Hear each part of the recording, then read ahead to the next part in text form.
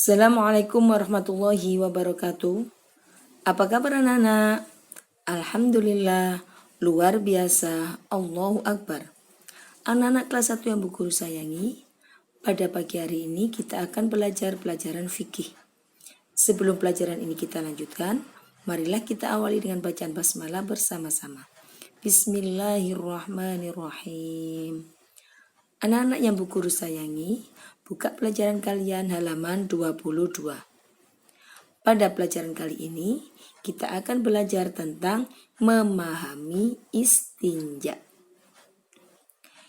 Istinja artinya membersihkan kotoran setelah buang air kecil atau kencing dan buang air besar atau berak.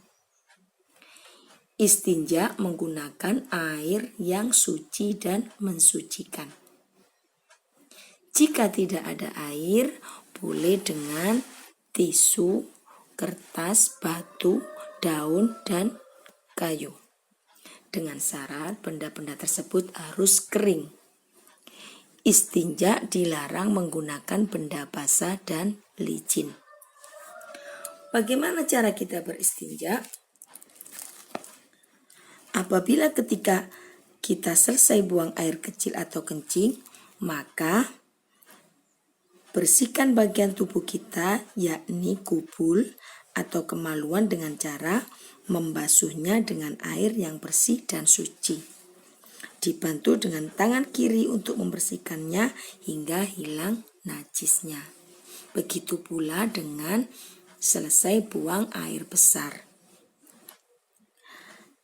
Kita harus membersihkan bagian tubuh kita, yakni dubur, dengan cara membasuhnya dengan air bersih dan suci secara berulang-ulang dengan dibantu tangan kiri untuk membersihkannya hingga hilang najisnya.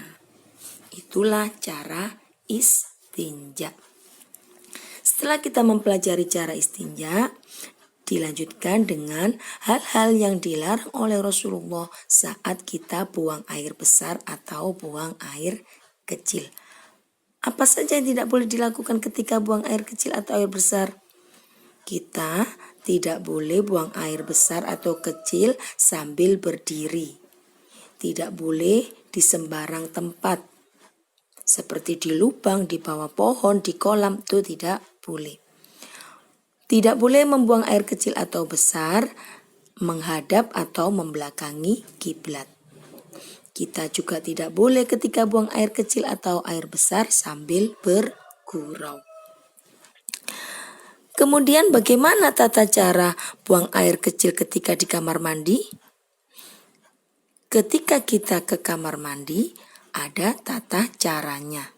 Yang pertama, membaca doa sebelum masuk kamar mandi.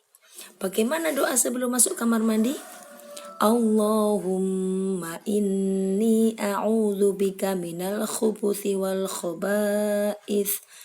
Nah, jadi sebelum masuk kamar mandi kita membaca doa terlebih dahulu. Kemudian masuk kamar mandi mendahulukan kaki kiri.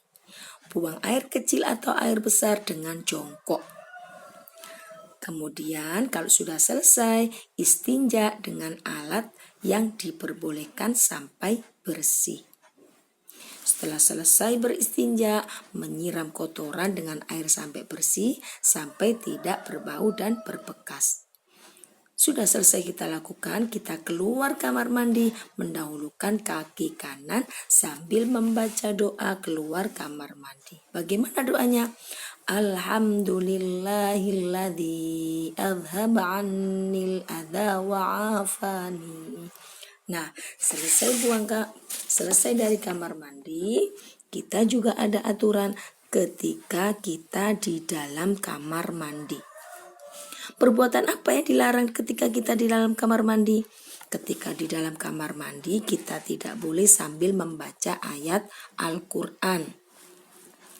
Kita tidak boleh berzikir atau berdoa di dalam kamar mandi. Kita tidak boleh makan dan minum di dalam kamar mandi.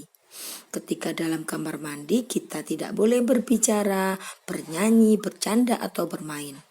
Yang terakhir, kita tidak boleh masuk kamar mandi bersama teman. Karena apa? Kalau kamar mandi bersama teman, nanti teman kita bisa melihat aurat kita yang tidak boleh dilihat oleh orang lain. Setelah kita memahami istinja, sekarang kita memahami hikmah bersuci. Apa saja hikmah bersuci? Sebagaimana firman Allah Subhanahu wa taala dalam surat Al-Baqarah ayat 222. Innallaha yuhibbut tawwabin wa yuhibbul mutatahhirin. Sesungguhnya Allah menyukai orang-orang yang bertaubat dan menyukai orang-orang yang mensucikan diri. Apa hikmah manfaat kita bersuci? Yang pertama, kita akan terbiasa hidup bersih. Kedua, terhindar dari penyakit. Ketiga, orang beriman selalu bersuci. Yang keempat, memiliki akhlak mulia. Yang kelima, hidup menjadi berkualitas. Itu adalah hikmah atau manfaat ketika kita bersuci. Sekian dulu pelajaran dari Bu Guru. Kurang lebihnya Bu Guru mohon maaf. Mudah-mudahan bermanfaat. Assalamualaikum warahmatullahi wabarakatuh.